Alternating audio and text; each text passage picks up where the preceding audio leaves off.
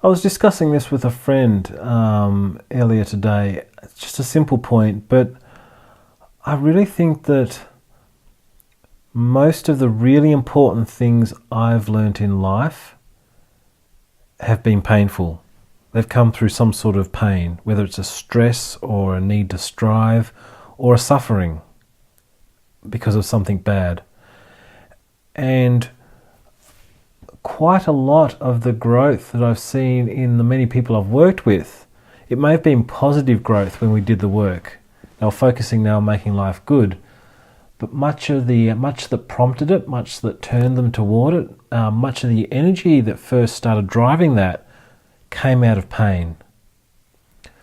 So we tend to bemoan our suffering. We tend to bemoan our pain. Understandably, who wants to suffer? And we have these kind of weird beliefs that it's unnatural to suffer. We don't articulate that, but it's like we feel it's unfair. It's not right to suffer, when in fact suffering is just a fact, just like having flesh is a fact of human life.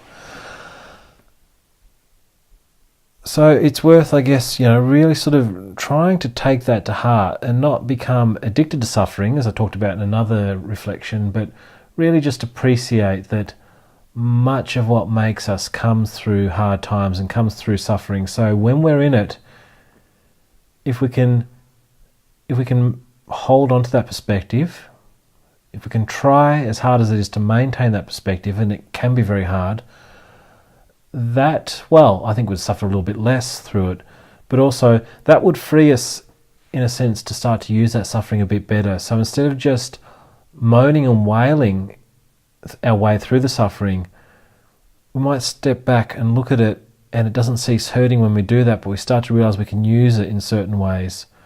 And maybe it'll be that 25% of us uses it, or we engage at a level of 25% with making it useful, while 75% of us continues to kick and scream. But that's a lot. That can make a lot of difference in our personal growth. So accepting suffering and recognizing that in fact there's something funny about human beings. We're a funny, lazy bunch of whatnots, and that we often